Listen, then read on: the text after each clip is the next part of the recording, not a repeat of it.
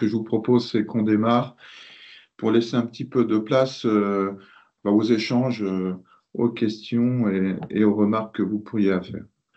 Donc, bonjour à toutes et à tous. Alors, merci de nous avoir rejoints pour ce webinaire qui poursuit la présentation de la réforme du nouveau plan comptable général avec un focus sur le rôle de l'annexe comptable plus particulièrement. Alors, Julien, si tu veux passer à la slide suivante, puisque j'aurai le plaisir de co-animer ce webinaire avec Julien Barbeau, qui est responsable de l'ESS sur la région Ouest Atlantique et moi-même, Plaisir directeur partagé. national. Merci Julien, donc, et moi qui suis basé en Île-de-France. Donc, au cours de ces 45 minutes, alors nous allons vous rappeler la présentation du cadre de la réforme. Alors, j'espère que ce sera un rappel puisque euh, la date approche. Hein. Quels seront les principaux changements pour vous rappeler les changements majeurs?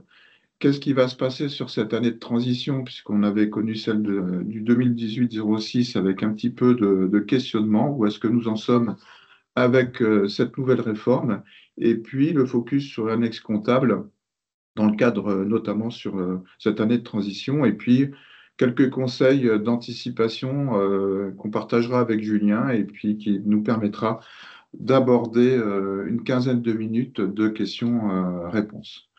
Donc, Julien, je te laisse le soin de présenter le cadre de la réforme.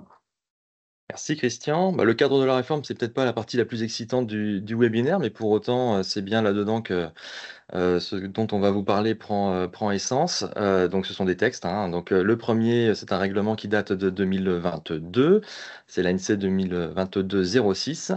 Et puis le second, c'est le 2023-03, donc de juillet 2023, qui porte plus particulièrement sur la présentation des comptes et qui vient donc modifier le règlement qui date maintenant de 2014, 2014-03, du 5 juin 2014. Et en fait, pourquoi ce webinaire, donc qui est un focus notamment pour les entités associatives et cousines. Eh bien parce que quand bien même quand on est personne morale de droit privé à but non lucratif et qu'on s'appuie sur le règlement 2018-06 et qu'on a vécu il y a quelques années une réforme aussi, eh bien cette réforme-là s'appuie sur le plan comptable général. Celui-ci étant réformé, eh bien nous voilà également bien touchés par cette réforme et donc invités à y appliquer le nouveau règlement. Les dates. Alors, la mise en application du nouveau règlement concerne les comptes des exercices ouverts à compter du 1er janvier 2025. Donc, tu disais, Christian, que ça approchait.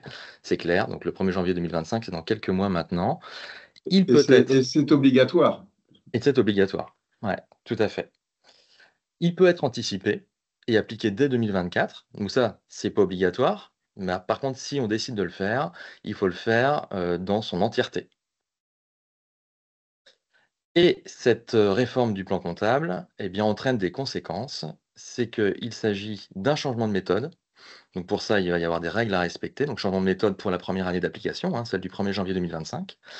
Et dans ces règles à respecter, il y aura la possibilité de présenter des comptes pro forma N-1, un point sur lequel on va revenir, donc destiné à apporter un peu de pédagogie autour des comptes et de ce qui a changé entre 2024 et 2025. Parce qu'on verra que la première année d'application, ça ne peut pas être aussi simple d'avoir les mêmes données, les mêmes chiffres au même endroit. Donc les comptes pro forma pour nous aider à ça. Et puis il y a la nécessité d'expliquer les principaux changements de présentation dans l'annexe. Voilà. Donc d'où ce focus sur l'annexe comptable avec le point particulier sur cette année de transition qui est une année donc sensible.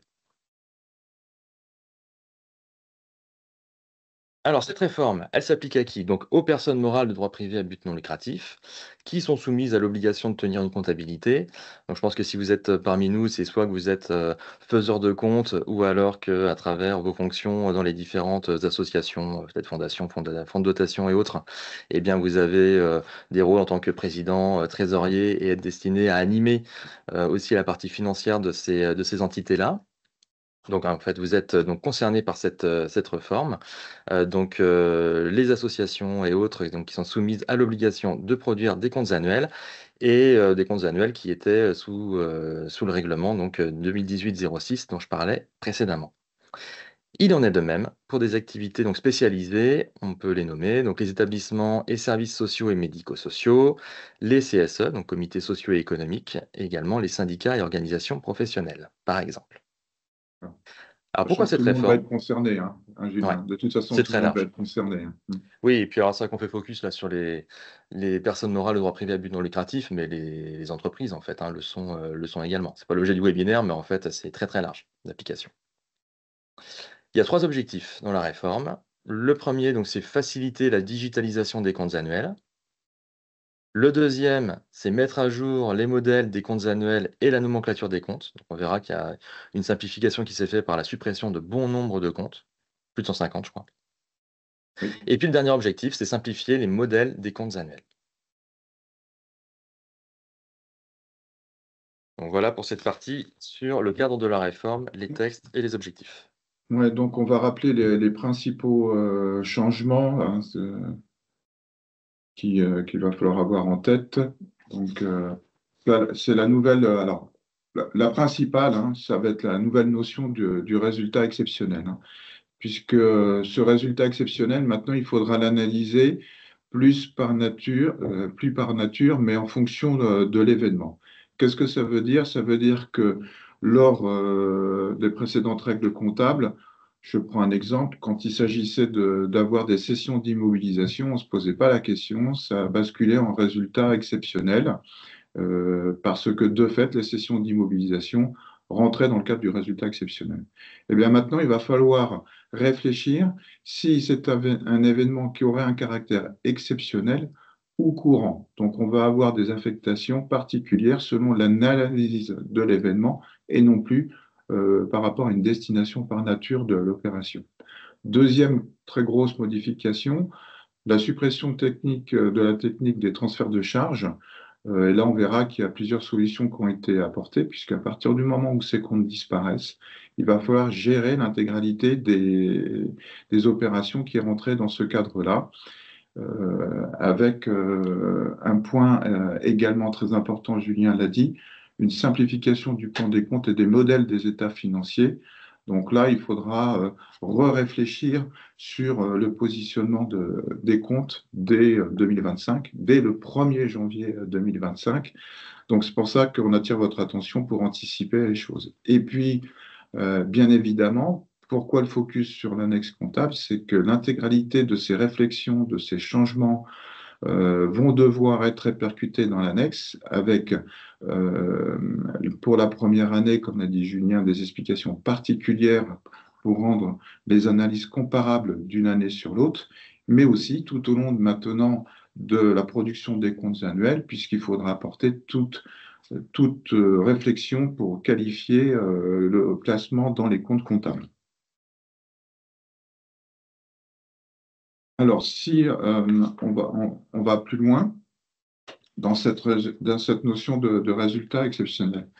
Donc, qu'est-ce qui peut être considéré comme des événements à caractère exceptionnel?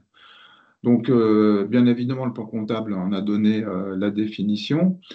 Donc, ce qui est important, c'est qu'il faut que les produits et les charges soient directement liés à un événement majeur et inhabituel. Donc, vous voyez qu'on retient cette notion d'événement et il doit être qualifié de majeur et inhabituel. Alors, qu'est-ce qu'on entend par un événement majeur? Bien, évidemment, majeur, ça veut dire qu'il faut qu'il soit suffisamment important pour que ça influence le jugement sur les utilisateurs des documents de synthèse.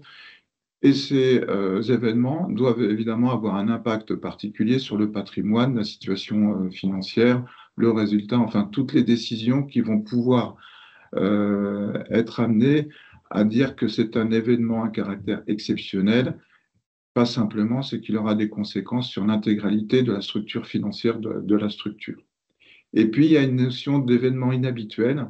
Est-ce que finalement cet événement est lié par rapport à une exploitation normale et courante de l'activité de l'entité, ou c'est vraiment quelque chose, je dirais, d'exceptionnel dans son déroulement? On prenait le cas des exemples des immobilisations tout à l'heure, c'est un bon exemple, puisque si on a pour habitude de vendre une partie du parc des voitures, ben, ça ne deviendra plus un événement inhabituel, mais plutôt habituel, et on ne rentrera pas les cessions de ces véhicules dans le résultat exceptionnel. Deuxième catégorie qui va intégrer le résultat exceptionnel, ben, tout ce qui est écriture d'origine purement fiscale. On a rappelé les amortissements dérogatoires. En fait, c'est juste des écritures pour appliquer des dispositions en matière fiscale. On considérera que ce sera toujours exceptionnel. Et puis, alors, de manière beaucoup plus rare, tout ce qui va être changement de méthode que l'entité va être amenée à comptabiliser en résultat, hein, puisque là, on va avoir une vision du résultat qui va être impacté plutôt qu'en capitaux propres. Donc, ces corrections d'erreurs feront l'objet également d'intégration dans le résultat exceptionnel. Alors, il y a un petit arbre qui a été mis en place par l'ANC pour déterminer si un événement prendrait le caractère exceptionnel et quelles en seraient les conséquences en comptabilité. Bon, les deux critères, on l'a vu, c'est est-ce que l'événement est majeur et inhabituel. Ben, à partir du moment où on répond par la négative, forcément, ça deviendra une comptabilisation dans le compte courant. Je vais vous citer l'exemple des véhicules. Alors, est-ce qu'il y a des produits et des charges directement liés à cet événement? Forcément, il faut qu'il y ait une incidence en matière comptable dans le compte de résultat pour déterminer s'il y aura un classement. À partir du moment où il n'y a pas de charges et de produits directement liés, ben, il n'y aura pas d'impact sur le résultat exceptionnel. Et puis, troisième question, s'agit-il de produits et charges supplémentaires qui n'auraient pas été constatés en l'absence de cet événement? Bien là, la réponse, si elle est positive, on sera dans le cadre d'un résultat exceptionnel puisqu'il aura il répondra à toutes les définitions de cet événement majeur et inhabituel et qui a des conséquences par rapport à l'image que l'on pourrait avoir de l'analyse financière des comptes. Voilà à peu près ce petit arbre de décision, mais je dirais que chaque événement va devoir être analysé et aussi documenté pour dire est-ce qu'il répond à la condition du résultat exceptionnel ou non.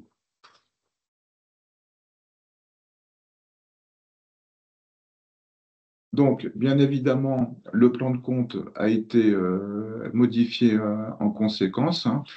Il va y avoir plusieurs aspects. Il va y avoir des comptes qui vont être créés spécifiquement et d'autres qui vont être utilisés, renommés, pour pouvoir accueillir les opérations qui sont concernées par le fait d'être classé en résultat exceptionnel lors des réformes, lors des plans comptables précédents et qui sont maintenant modifiés par la réforme. On parle des cessions d'éléments d'actifs quand ils ne revêtent pas le caractère inhabituel et donc classifié comme exceptionnel. Eh bien, on aura les opérations, l'événement qui sera comptabilisé non plus en 675 et en 775, mais en 657 et en 667 et 767 pour les immobilisations financières. Donc, vous voyez qu'on a adapté les comptes pour remonter ce qui était en exceptionnel auparavant dans des comptes de résultats courants. Autre point qui nous embêtait toujours, puisque ça faisait des distorsions, c'est les quotes-parts de subventions qui étaient reprises au compte de résultat, qui étaient comptabilisées en 777, alors que les amortissements pour lesquels on faisait la reprise étaient classés en 681 dans le résultat de courant d'exploitation. Et bien là, la réforme a bien reporté cette reprise de dotation dans un compte 747, donc qui viendra alimenter le compte de résultat. Également, les subventions d'équilibre qui prennent un caractère exceptionnel à partir du moment où on a une récurrence des événements habituels, bien, on le classera dans des produits d'exploitation. Voilà quelques exemples pour lesquels on voulait attirer votre attention et que vous voyez l'incidence que ça pourra avoir dans l'arrêté des comptes. Sur Tu la vois? suppression de la technique de transfert de charge, je te laisse Ouais. la main, Ouais, puis Julien. je voulais rebondir là peut-être pour un premier conseil, parce qu'en t'écoutant présenter les évolutions des comptes avec la suppression par exemple du 777 au profit d'un compte 747 où je voyais en dessous le compte 742, je me dis, et là c'est pas d'application 2025, mais que chez mes clients je suis à peu près sûr que ces comptes-là sont déjà utilisés chez certains et qu'il convient peut-être de faire de la place pour pouvoir laisser à l'avenir, donc reclasser ce qui a pu être déjà utilisé et mis dans ces comptes-là, faire de la place pour justement qu'à compter de 2025, eh bien, les comptes 747 et 742 eh bien, portent uniquement les codes-parts de reprise de subventions d'investissement, quoi. Ouais, il y aura un travail de fond, de refonte du plan comptable et des opérations que l'on met, hein, sur. C'est Mhm. pour ça ce travail est à faire dès l'exercice 2025. Ouais. Alors, tu disais donc sur le résultat exceptionnel, on voit bien, on sent bien qu'il va y avoir une raréfication des éléments qui vont y être inclus. Alors, concernant les transferts de charges, c'est encore plus violent, puisque là, on parle carrément de la suppression de la technique des transferts de charges. Et puis pour certains, c'est pas un mal. Pourquoi? Parce que bah, la technique du transfert de charge qui est ancestrale, elle est utilisée pour diverses opérations, mais elle est quand même considérée assez difficile à analyser par les utilisateurs des états financiers. Et donc qu'elle soit supprimée, c'est peut-être pas un mal. Alors pourquoi elle est difficile à analyser? Vous avez peut-être déjà vécu ça. Un exemple concret, un amoncellement de pannes sur les véhicules ou des accidents, voilà, pour lesquels on a eu la chance d'être remboursé par l'assureur. On vient faire une revue analytique des charges. Donc on compare des charges d'entretien entre le poste d'entretien de véhicule d'une année et puis celui de l'année d'après. Et puis on voit qu'il y a une forte augmentation, mais le premier réflexe de la personne à qui on va présenter les comptes, c'est de dire: «Ah bah oui, OK, ça a augmenté beaucoup, mais en face de ça, j'ai, les assurances qui sont venues indemniser». Bon, oui monsieur, mais madame, mais le l'indemnité d'assurance, c'est pas dans le même compte, c'est dans un compte de transfert de charges dont on parlera un peu plus tard. Bon voilà, ça c'est pas très économique comme vision de la comptabilité des clients. Donc de le fait de le supprimer, eh bien, ça a pour vocation de ramener, la charge nette au cœur des débats et de la présentation des comptes. Donc il y a différentes situations qui sont prévues par l'ANC afin de pallier la suppression de cette technique donc de transfert de charge. Et puis en revanche, pour d'autres, voilà, il n'y a aucun traitement qui est pour l'instant précisé par l'ANC. Ça viendra par la suite. En tous les cas, un certain nombre le sont. Donc là, on vous en présente quatre. Par exemple, le premier, c'est le virement d'un poste de charge à un autre. L'exemple, c'est une affectation inconnue. On est parti pour un premier enregistrement dans un compte de charge et puis avec le recul, on se dit: «Ah bah mince, c'est pas le compte de charge que j'aurais aimé, utiliser, c'est pas le plus adéquat, donc je fais un reclassement». Donc leur classement, précédemment, c'était, je maintiens, le premier enregistrement tel quel dans le compte de charge et puis, je passe cette charge-là dans le nouveau compte de charge par l'intermédiaire d'un transfert de charge. Donc j'ai 2 fois un compte de charge et puis une fois un compte de produit qui était le compte de transfert. J'ai bien une fois, la charge dans les comptes, mais vous voyez qu'il y avait, ce passage obligé là par le compte de transfert de charge. Bon bah ça, la nouvelle règle dit quoi? Lorsque la charge n'a pas été inscrite directement dans le compte adéquat, le montant est viré en créditant le compte de charge utilisé et en débitant le compte de charge adéquat. Donc là, on a officiellement le droit de venir quelque part annuler le premier enregistrement au profit d'un enregistrement de meilleure nature, donc dans un compte de charge plus approprié. Ça, c'est un premier exemple. Un deuxième, à travers les refacturations inscrites en compte 791. Donc dans le secteur associatif, parce que on va, partager, des équipes, on va partager, des locaux. Il est pas rare qu'on retrouve, de la mise à disposition, des refacturations de services ou de personnel détaché. Donc préalablement, les comptes de transfert de charges étaient utilisés. Bon, là, il va être, identifié peut-être encore plus, fortement à travers des comptes 708 ou 708-400, des refacturations, donc à travers des produits des activités annexes, donc la refacturation de services. Et pour les personnels détachés, on a même un compte de type 708-400 qui s'appelle «Mise à disposition de personnel facturé». Voilà. Donc en dehors de toute considération et d'analyse, fiscale, hein, et même des mises à disposition à l'euro, voilà, on est invité, de toute façon il y a suppression du compte de transfert de charges, à désormais utiliser ces comptes 708 et 708-400. Troisième exemple, les indemnités d'assurance, dont je parlais préalablement pour dire que ça peut être un peu compliqué parfois de faire l'analyse des charges précédemment. Donc, indemnité d'assurance, lorsque celle-ci va être liée à un incendie, eh bien, on est invité désormais, donc on n'utilise plus le compte 79, mais à inscrire tout ça dans le compte 758-700 qui porte le libellé indemnité d'assurance. Et lorsque cette indemnité est liée à un vol, eh bien, on a un compte, donc indemnité d'assurance reçue en compensation de la destruction totale ou du vol d'une immobilisation, donc enregistré dans le compte 757, qui s'appelle produit des cessions d'immobilisation incorporelles et corporelles. Donc le compte 757 va porter à la fois le produit d'une cession d'IMO, mais aussi de l'indemnité qui peut être liée à son vol.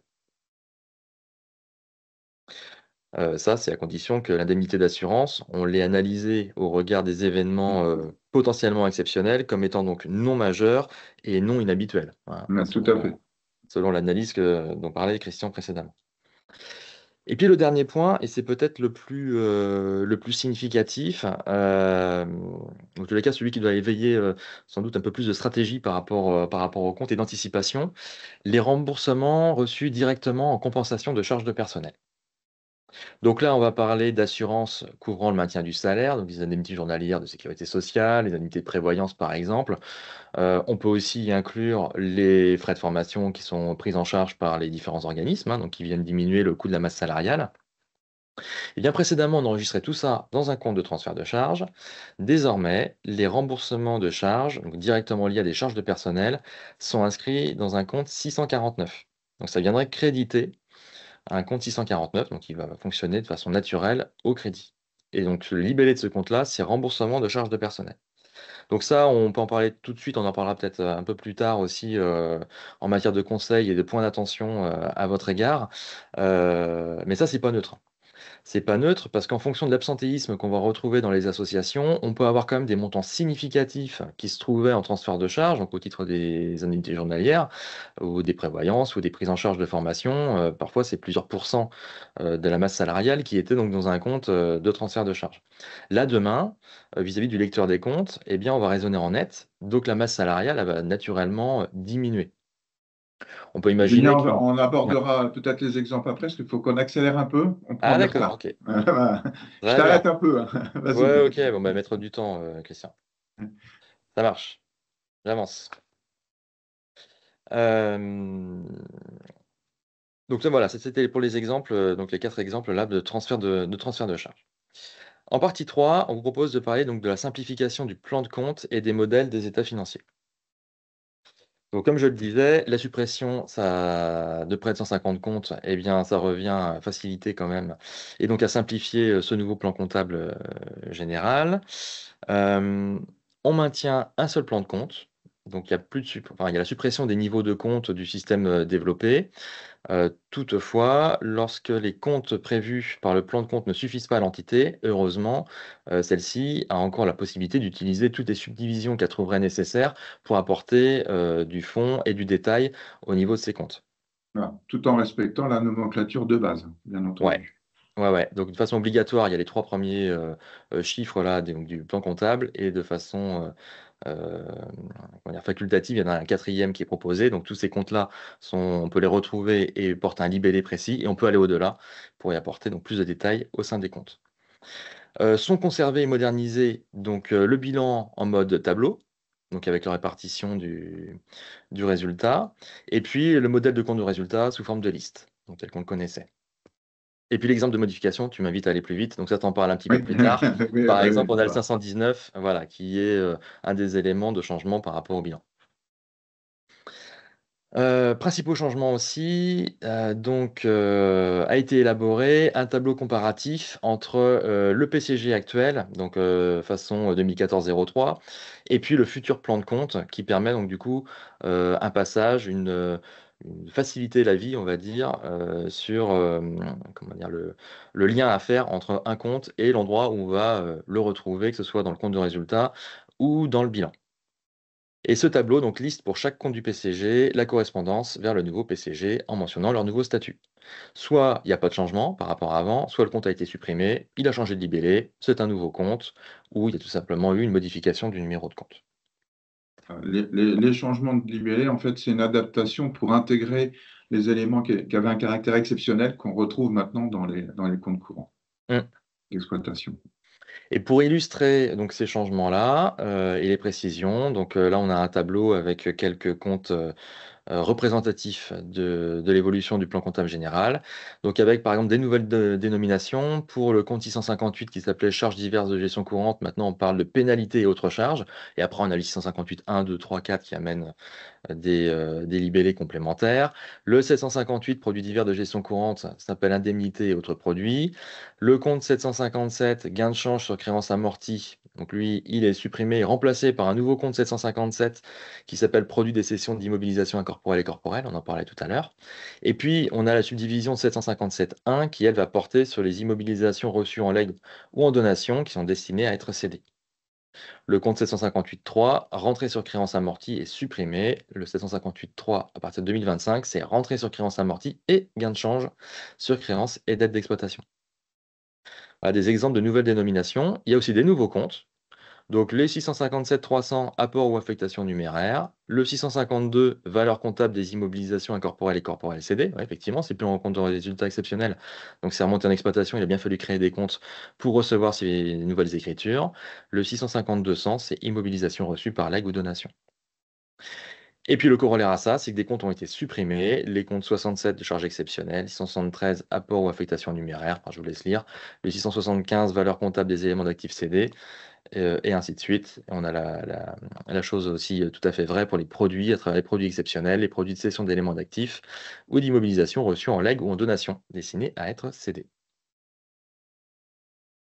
Donc, on ne va pas s'attarder sur les nouveaux formats, mais ça, vous les avez dans les règlements.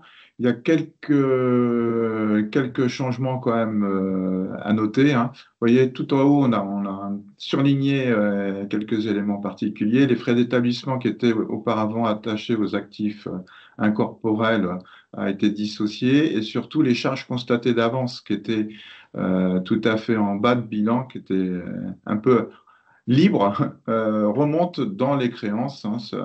Ça répond au retraitement qu'on faisait pour analyser notamment tout ce qui est besoin en fonds de roulement, trésorerie, les analyses financières. Donc, vous voyez que les tableaux financiers, on peut évoluer, mais du coup, ont été retravaillés pour permettre une analyse plus cohérente. Ça, au niveau de l'actif. Au passif, également, vous verrez dans les nomenclatures du plan comptable qu'il y a quelques suppressions de postes, comme l'a dit Julien, qu'on ne va pas retrouver dans les grandes rubriques au bilan, puisque d'autres existent. Mais un petit exemple d'illustration, tout ce qui va être compte courant débiteur de banque va être netté, comme on fait en analyse financière, au niveau des disponibilités à l'actif, hein. Donc, c'est-à-dire qu'on ne va plus avoir de ligne de découvert bancaire, ça sera en net sur les comptes de disponibilité à l'actif. Ce sont des exemples. Donc, au niveau du compte de résultat, bien, il a forcément été adapté par rapport à la réforme, hein, puisqu'on va retrouver, vous voyez, surligné les produits de cession d'immobilisation incorporelle et corporelle au niveau des produits d'exploitation. Il y a eu quelques changements également dans les dominations, puisque avant on avait les charges sociales de personnel qui sont passées à des cotisations sociales, puisqu'en fait on a aussi beaucoup de cotisations qui complètent les charges, donc au moins on regroupe l'intégralité de cette notion à travers un nouveau libellé. Et puis, le pendant des produits sur les valeurs comptables des immobilisations incorporelles cédées. Et puis, vous voyez tout ce qui est report en fonds dédiés, traitement des fonds dédiés. Vous l'avez aussi en haut, utilisation des fonds dédiés. Tout ça remonte véritablement dans les produits et les charges d'exploitation pour donner un résultat d'exploitation remanié par rapport à ce qu'on connaissait. Si on descend un petit peu plus bas, les autres rubriques existent toujours. Donc, on a les mêmes classifications. On a toujours ce résultat exceptionnel, mais qui va être maintenant, je dirais, presque réduit à peau de chagrin, hein, mais qui existe toujours, qui n'est pas complètement définitivement supprimé. Donc, il va falloir s'habituer à cette nouvelle présentation, surtout le contenu du résultat d'exploitation, parce qu'il va y avoir beaucoup d'incidences dont on va parler avec Julien tout à l'heure. Alors, c'est important. Il y a une possibilité aussi de ne pas faire apparaître les rubriques qui ne seraient pas mouvementées sur les deux exercices. Je pense que les logiciels vont avoir du mal à gérer la suppression de lignes d'une année sur l'autre. Donc, je pense qu'on aura une nomenclature figée. Ça sera plus facile aussi à intégrer dans les analyses. Julien, je te laisse la main sur l'année de transition parce que ça va être une année particulière. Ouais, t'as raison. Elle est particulière, elle est sensible parce que cette année de transition, donc c'est l'année de présentation des comptes 2025 avec forcément donc un comparatif avec les comptes 2024. Et là, on voit bien qu'on va être sur deux règlements et donc deux PCG un petit peu différents. On pourrait être tenté de modifier le compte 2024 pour les faire parler avec le nouveau plan comptable général, mais on ne fait pas ce qu'on veut. Donc il y a des règles à respecter par rapport à ça. Et donc c'est l'objet de ce qu'on va relire là dans cette diapositive-là. Euh, les dispositions du règlement ANC 2022-06 disent quoi? Disent que donc, ça s'applique à compter l'exercice de première application sans emporter de conséquences sur les comptes antérieurs. Donc on va bien avoir un 2024 qui reste conforme au plan comptable général 2024, à quelques exceptions près qu'on va juste en dessous, et puis donc un 2025 qui va être en nouvelle mouture. Et donc lors du premier exercice d'application, les entités présentent le bilan et le compte de résultat conformément au nouveau modèle. Alors spécifiquement concernant cette colonne N-1 là, des comptes annuels, qu'est-ce qui va se passer? Donc les écritures des comptes N-1 ne font pas l'objet de modifications. Donc on ne s'amuse pas à re-rentrer dans le 2024 pour remettre en exploitation des éléments d'exceptionnel ou supprimer les transferts de charges. Voilà. En revanche, compte tenu notamment de la suppression de quelques comptes, il va y avoir techniquement parlant des reclassements qui vont s'opérer, mais ils seront assez à la marge. La présentation du résultat exceptionnel N-1 donc n'est pas modifiée. Les charges et les produits exceptionnels constatés en N-1 sont aussi maintenus dans la colonne exercice N-1 dans les rubriques produits et charges exceptionnelles. Et par simplification, donc les transferts de charges qui disparaissent à compter de 2025, eh bien, concernant les petits frères et petites sœurs de 2024, eh bien, ils sont constatés dans le compte de résultat de l'exercice donc 2024, mais à présenter donc, dans le poste relatif aux reprises sur dépréciation, provisions et amortissements. Oui, parce que comme ce compte disparaît, cette rubrique disparaît aussi du compte de résultat, comme on l'a vu, ben, il fallait trouver une solution en fait. Voilà, donc ça va être l'endroit où il va être classé. Et dans le cas où des reclassements sont opérés, donc le bilan et le compte de résultat arrêté et publié au titre de l'exercice précédent sont présentés séparément dans l'annexe. Ça, on en reparle juste après, mais ça, c'est pour nous encourager à être le plus clair possible dans l'information financière. Et donc, les informations pertinentes et nécessaires à la compréhension des changements de présentation sont fournies dans l'annexe. Donc, cette année de transition, c'est une année où on va marcher un peu sur deux pieds entre 2024 et 2025, et où on va y être amené à apporter plus de pédagogie à travers des comptes pro forma annexés aux comptes, et puis surtout des explications sur les retraitements. Donc, un focus justement sur l'annexe des comptes, avec des règles générales. Cette annexe comptable, donc c'est un outil de communication, hein, avant tout et d'explication. Petit rappel, contrairement, aux entreprises, dans, le monde des associations, élargies, on ne fait pas d'annexes simplifiées. On a des annexes qui sont, développées et qui comportent, on va dire bon nombre d'explications autour de la composante des comptes. Donc là, il y a pas de modification parce que nouveau plan comptable général par rapport à cette obligation-là. Il y a une réorganisation de la partie du PCG relative à l'annexe des comptes. C'est-à-dire qu'on va avoir un regroupement de l'ensemble des dispositions actuelles du PCG relatives à l'annexe dans une seule partie et une réorganisation par type d'information et non plus par catégorie d'entité. Notamment lorsqu'une entité pouvait avoir plusieurs établissements, on pouvait avoir une présentation de compte un peu orientée établissement par établissement avec des explications pour chacune. Bon, là, voilà, on est amené à avoir une information qui est par catégorie de compte et pas par établissement.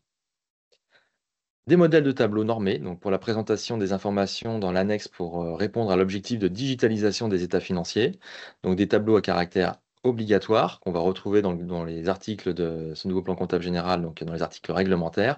Et puis on a des tableaux aussi à caractère indicatif dans l'infraréglementaire sur lequel on va pouvoir s'appuyer, les éditeurs aussi, pour proposer les tableaux adéquats de l'annexe. Une présentation des flux de trésorerie dans l'annexe. Donc, une possibilité de présenter un tableau de flux de trésorerie dans l'annexe des comptes annuels, en l'accompagnant des informations relatives à son élaboration. Et puis des modèles de tableau de financement, donc sous forme de tableau de flux de trésorerie ou d'un tableau des emplois et des ressources. Donc ça, voilà, c'est donc des tableaux, donc flux de trésorerie, tableau de financement, donc pour apporter des informations qualitatives, donc qui sont bien reprises dans ce contexte de nouveau plan comptable général. En revanche, ne le sont plus les soldes intermédiaires de gestion et puis le tableau de détermination de la capacité d'autofinancement. Peut-être un petit rappel, à partir du moment où vous donnez des indications financières, des tableaux dans l'annexe comptable et que vous avez un commissaire aux comptes, l'intégralité de ces informations seront à valider par le commissaire aux comptes puisque intégrées dans les comptes annuels. Donc, c'est important quand vous vous lancez sur des présentations de flux de trésorerie et autres, sachez que le commissaire aux comptes devra les valider. Mhm. Tout à fait. Les 5 grandes rubriques qu'on va retrouver dans l'annexe, donc sont les suivantes. Donc la première, c'est donc la mention sur le règlement comptable, qui fait donc référence à l'autorité des normes comptables utilisées pour l'élaboration des comptes annuels. Donc forcément, il va y avoir une évolution par rapport au 2024 compte tenu de cette réforme-là. 2e point, une indication et des justifications des dérogations en précisant leur influence sur le patrimoine, la situation financière et les résultats. Donc, soit par rapport aux règles générales d'établissement et de présentation des comptes annuels, ou par exemple par rapport à la durée de l'exercice comptable. Donc ça, c'est sur un point numéro 2. En 3, la liste des principales méthodes retenues par l'entité dans le cadre de l'élaboration de ces comptes annuels. Donc là, on va y retrouver donc, tous les tableaux relatifs et les explications, les immobilisations, les amortissements, les créances et dettes à plus ou moins un an, par exemple les méthodes de détermination de la provision pour indemnité de départ en retraite et autres. Donc les éléments qu'on connaissait déjà. Donc c'est à travers cette troisième catégorie qu'on va retrouver ces informations. En numéro 4, des informations sur les événements qui n'ont pas de lien direct et prépondérant avec une situation existant à la clôture de l'exercice et des événements qui sont survenus postérieurement à la date de clôture et à la date d'établissement des comptes. Donc là, on va parler des événements post-clôture. Et puis en numéro 5, toute information importante significative nécessaire à la bonne compréhension des comptes annuels qui ne serait pas détaillée par ailleurs dans l'annexe dans les 4 précédentes catégories. Donc là, on voit bien, en point numéro 5, une invitation à être le plus éclairant possible pour les tiers qui seront amenés à lire les comptes. Donc quelques points d'exemple sur des informations complémentaires qui pourraient apporter de l'information qualitative et permettre une meilleure compréhension des comptes. Alors notamment relatives au changement de plan comptable. Donc par exemple, les charges de personnel, elles ont été minorées de remboursement d'indemnités journalières pour un montant de X euros. Il peut y avoir donc des prises en charge de coûts de formation pour un montant de X euros. Voilà, comme on est sur une nouvelle donnée avec un aspect net de la masse salariale, il peut être tout à fait intéressant de faire un focus dans cet aspect dans cette catégorie annexe libre et apporter donc cette information complémentaire. Au même titre, les produits d'exploitation comprennent donc les codes-parts de subvention d'investissement pour un montant de X euros. Précédemment, ils étaient en exceptionnel, ils sont remontés en exploitation. Ça peut être bien de faire un focus dessus. Les refacturations en produits de prestation de services pour un montant de X euros. Le résultat d'exploitation, il peut intégrer aussi des événements extraordinaires à travers un remboursement d'assurance dans le cadre d'un sinistre dont on peut donner la nature pour un montant de X euros. Et il y a pu y avoir aussi la cession de 3 véhicules pour un montant de X euros. Donc, comme il y a beaucoup d'éléments qui remontent en exploitation, on peut quand même, à travers de la littérature, apporter de l'explication sur les variations qu'on peut retrouver donc, dans ces résultats d'exploitation. En fait, ce qu'on peut dire, c'est que plus l'annexe comptable est bavarde, plus ça va apporter des indications au lecteur et puis pouvoir faire aussi des analyses financières. C'est pour ça qu'on a mis des événements extraordinaires pour, euh, pour alerter aussi que c'est quand même pas courant tous les années et que ce n'est pas classé en exceptionnel. Sur le résultat exceptionnel, je pense que là aussi, compte tenu que ça va devenir une particularité, il faudra veiller à bien informer le lecteur.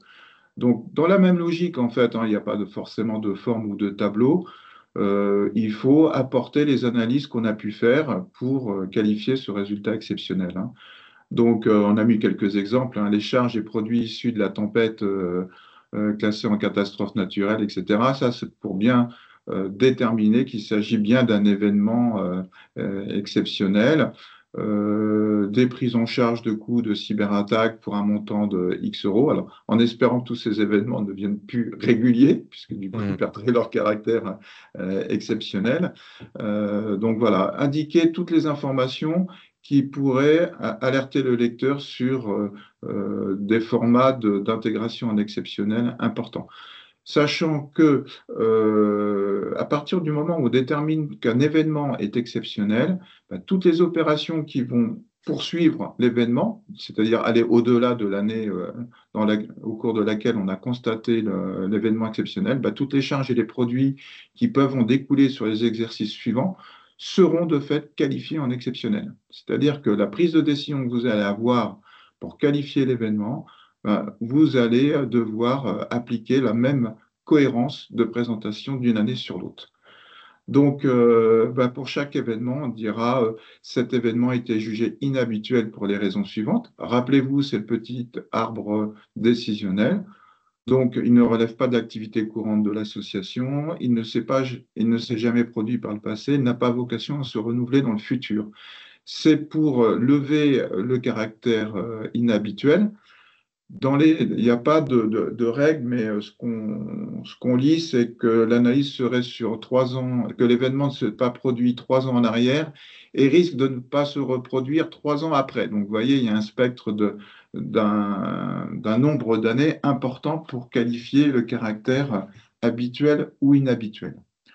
Et puis, bah, deuxième critère de la définition, c'est le- l'importance de l'événement et il est jugé majeur à partir du moment où il va avoir un impact significatif sur les analyses financières, que ce soit sur le patrimoine de l'association, le résultat de l'année, et puis plus globalement de la situation financière, pour lesquelles on pourrait même se poser des questions sur la continuité d'exploitation ou l'absorption d'un coût à caractère exceptionnel, hein. Et puis bien évidemment, il est significatif de par ses conséquences, je veux parler de la continuité d'exploitation, et il aura peut-être aussi des influences sur des décisions de gestion pour justement revenir à des équilibres de, euh, de financière. Je vois dans le chat, nous n'avons pas de dents de voyance, bien nous non plus. Donc, c'est pour ça qu'il faut bien rédiger dans l'annexe les raisons qui nous conduisent à positionner l'événement comme exceptionnel, puisque, comme je le disais, l'événement et ses conséquences seront jugées exceptionnelles ou d'activité. Petit point peut-être focus sur l'année de transition aussi pour compléter ce que tu disais, Julien. Oui, pour peut-être illustrer comment est-ce qu'on peut apporter des explications complémentaires, un peu de pédagogie autour de cette année de transition. Vous avez un exemple de petit tableau là en bas qui proposerait, en fonction d'un changement particulier dans les comptes là, touchés par l'évolution du plan comptable général, de reprendre donc, dans la colonne du milieu les impacts poste par poste. Donc on peut imaginer donc, la diminution de la masse salariale, la remontée en produits d'exploitation de la quote-part de subvention d'investissement, par exemple, et puis de faire un focus sur les montants qui sont concernés par ces impacts-là. Donc voilà une façon d'attirer l'œil du lecteur sur les impacts et puis aider à la comparaison entre 2024 et 2025. Il y a aussi la possibilité de faire des comptes pro forma, donc en complément des comptes qui sont présentés de façon obligatoire donc dans les comptes annuels qui montrerait un N-1 retraité des reclassements. Et puis peut-être une information complémentaire dans l'annexe des comptes aussi, en fonction des obligations des unes des autres. On peut être amené à réaliser un compte des emplois et des ressources, un CROD, un état des avantages et des ressources. Voilà, donc ça, ce sont des tableaux complémentaires qui peuvent être impactés par aussi la modification du plan comptable. Et dans ces cas-là, eh bien, il s'agit aussi de respecter ces modifications. Donc la colonne N-1 reste en l'état telle qu'elle était en 2024. 2025 évolue avec la nouvelle réforme. Eh bien, dans l'année de transition, apportons de l'information complémentaire eh bien, en montrant en quoi les modifications ont joué. Sachant que le petit tableau qu'on vous a mis, vous trouvez toutes les présentations dans les règlements, hein. Donc Mm. ça, c'est un tableau qui est mis à disposition pour vous aider à présenter l'annexe pendant cette année de transition. C'est ça. On peut finir avec quelques conseils pour lancer les discussions et répondre aux questions que vous vous posez. Donc, vous l'aurez compris, la préparation comptable, en fait, faut résumer nos conseils à anticiper le plus possible, déjà même sur l'arrêté des comptes 2024, puisque je prends l'exemple d'une provision pour un litige prud'homal. On va peut-être se poser d'ores et déjà la question, est-ce que ça serait à classer pour l'avenir dans du résultat d'exploitation, puisque l'événement est habituel, et Dieu sait si les problématiques de litige prud'homaux deviennent habituelles et non plus exceptionnelles. Donc voilà, il faudra anticiper les raisonnements, hein. Donc ça, c'est un facteur clé pour la présentation des comptes annuels. Lors de l'année de transition, on a mis 2025 par défaut, mais en tous les cas, lors de cette année de transition, réfléchir et préparer de nouveaux plans de compte, c'est peut-être le moment de nettoyer, comme le disait Julien, et de bien réfléchir sur ce qu'on impute dans tel et tel compte, puisqu'il aura des résonances particulières, notamment sur les comptes qui ont bougé. Bien évidemment, il faudra avoir une rédaction de l'annexe intelligente, et donc la collecte d'informations N-1 est essentielle d'ores et déjà sur 2024 pour pouvoir répondre plus facilement en 2025, puisque ça risque d'être la course avec ces changements et peut-être l'adaptation des modèles financiers qui seront à venir. Éviter les distorsions des comptes. Alors, on l'a mis comme ça avec Julien, des remboursements décalés, des aides temporaires. Attention à ce qu'on appelle le cut-off, c'est-à-dire que si on ne comptabilise pas les indemnités journalières de sécurité sociale en attendant qu'elles soient véritablement encaissées, ben on peut avoir des variations très importantes dans les comptes, où on aurait des remboursements qui concerneraient plusieurs exercices et la charge d'une seule. Donc, vous voyez les écarts que ça peut engendrer. Donc, je dirais, veillez bien dès 2024 à bien provisionner en produits à recevoir les remboursements, les choses qui pourraient être décalées dans le temps, qui pourraient avoir une incidence particulière dans la lecture des comptes 2025.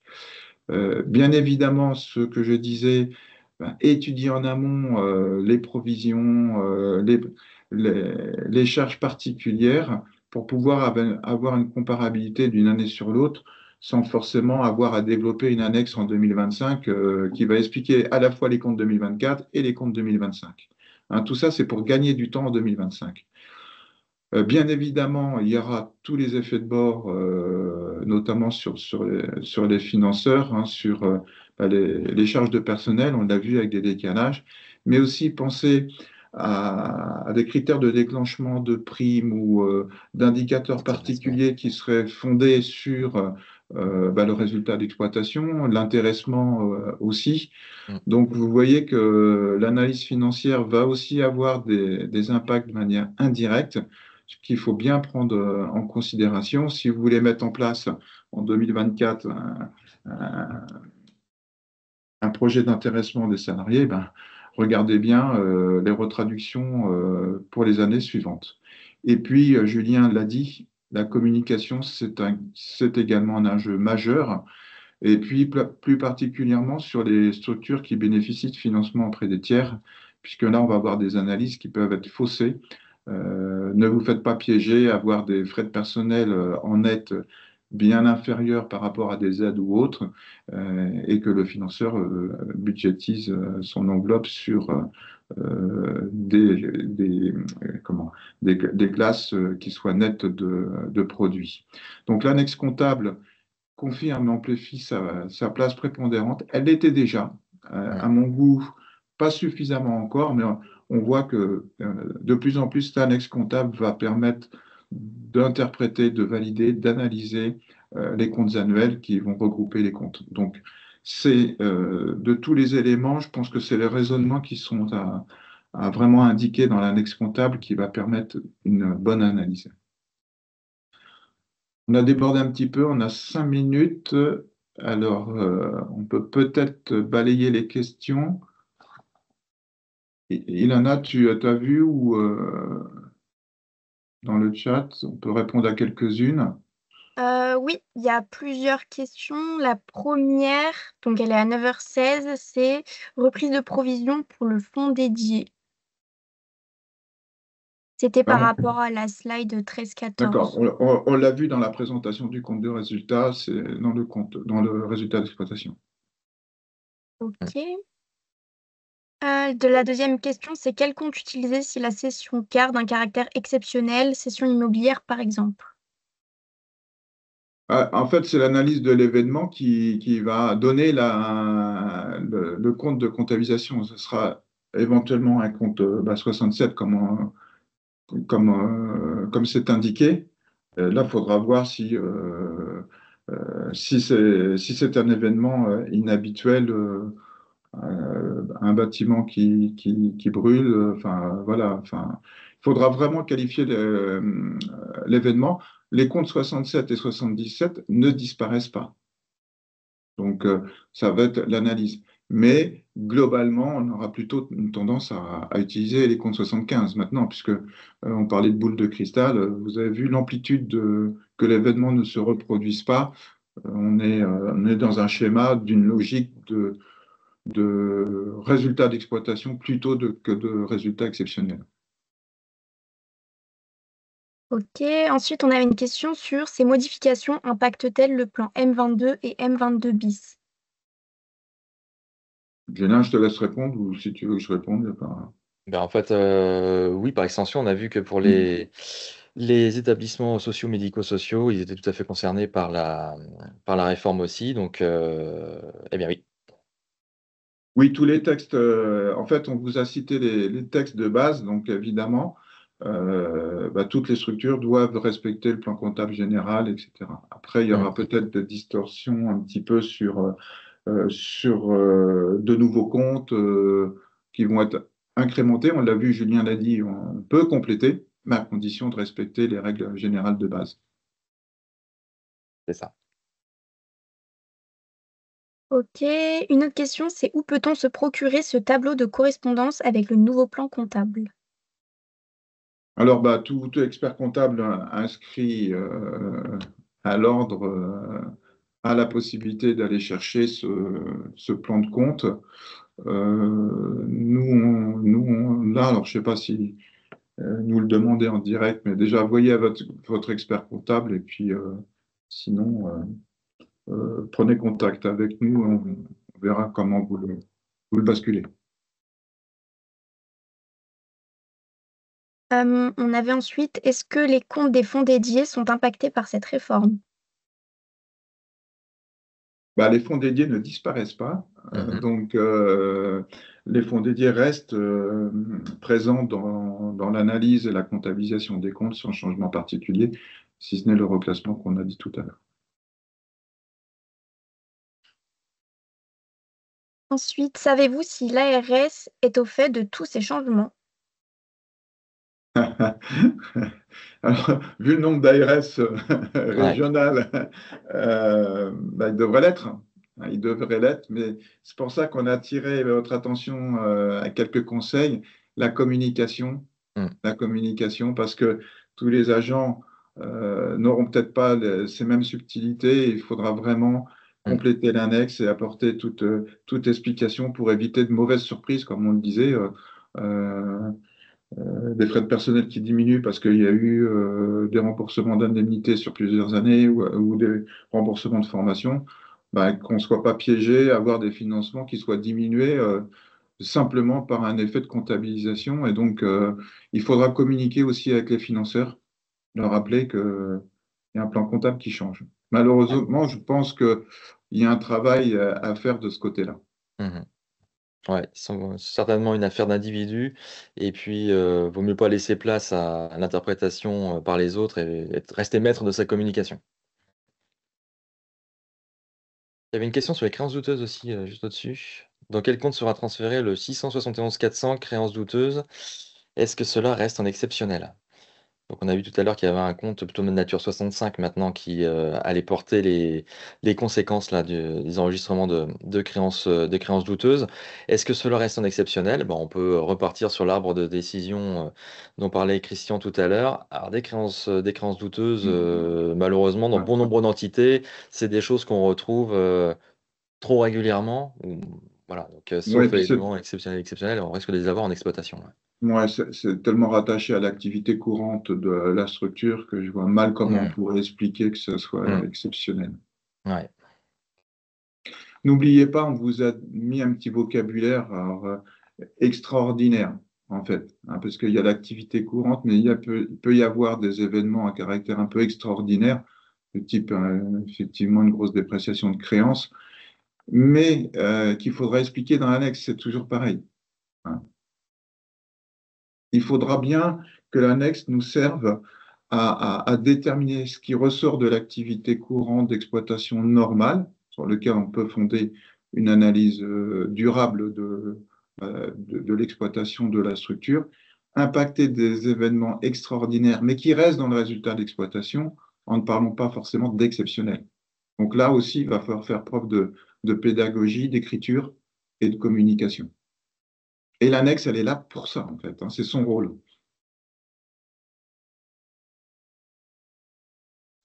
Ok, et il y avait une dernière question. Quand aura lieu la transition pour les entreprises qui ont un exercice à cheval sur 2 années civiles, donc de juillet à juin par exemple? Eh bien, la réforme du plan comptable, concerne les exercices ouverts à compter du 1er janvier 2025. Donc ça concernera l'exercice 1er juillet 2025, 30 juin 2026.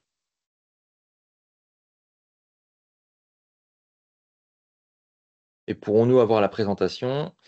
On va réfléchir, on va voir. Ouais, Peut-être, enfin, peut-être. Ouais, bien sûr, on va vous l'envoyer. ça dépend des likes, en fait, hein, Ouais, c'est c'est ça, c'est ça. ça, c'est ça. Écoutez, on va arriver au terme de ce webinaire. Donc, comme vous l'avez compris, l'index comptable, je dirais, c'est presque sur les 3 documents entre le bilan, compte de résultats et l'annexe, ça va véritablement être l'élément majeur de communication, d'analyse financière. Donc, vraiment à ne pas négliger. Préparez-vous à anticiper. euh, Parce qu'on l'a vu, le passage au règlement ANC 2018-06 a été un peu difficile. Celui-ci devrait moins l'être, mais ça veut dire qu'il faut vraiment se préparer en amont. Et puis, parfois, peut-être s'interroger, voir avec votre expert comptable, voir avec le commissaire aux comptes Mm. sur certaines interprétations de provisions pour des litiges, de manière à anticiper et ne pas avoir toutes ces réflexions à devoir produire, je dirais, dans l'urgence, qui ne donneraient pas toutes les informations nécessaires, hein, sachant que les comptes et donc l'analyse comptable sont publiés aussi. Donc, il y a un enjeu de communication, de transparence, et tous ces documents-là sont à déposer sur le site de dépôt des comptes. Donc, il va falloir réfléchir et travailler. Si c'est le message qu'on pouvait donner par rapport à ce focus sur l'annexe comptable.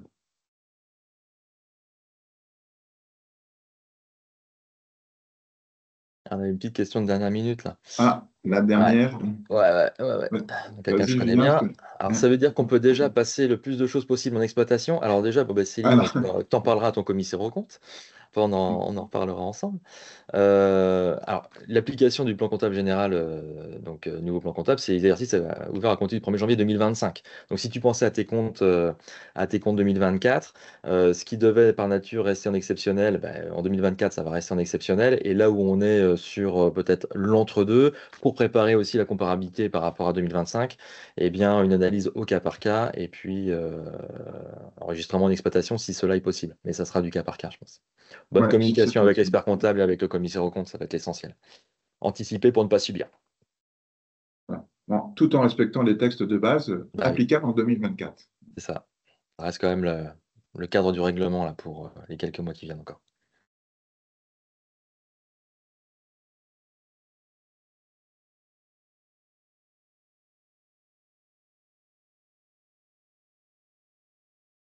Il est 10h00, Christian. L'annexe doit Voilà. être bavarde. Nous l'avons été, mais Ouais. pas tant que ça. Nous avons T'as respecté vu, l'heure. bah, à un moment donné, je t'ai senti partir, donc C'est pour ça que j'ai toujours besoin de quelqu'un qui me remette dans le droit chemin. On a besoin d'un aîné, Christian, c'est très bien. Voilà. Et maintenant, C'est nous ça. avons plein de remerciements, voilà, qui va nourrir notre journée. En tous les cas, nous, on vous remercie Ouais. aussi d'avoir été présent et à notre écoute, en espérant vous avoir intéressé et surtout donné envie de vous projeter dans votre information financière à venir. Et Donc, à puis, bientôt. on va vous souhaiter bon courage pour ces clôtures. Julien,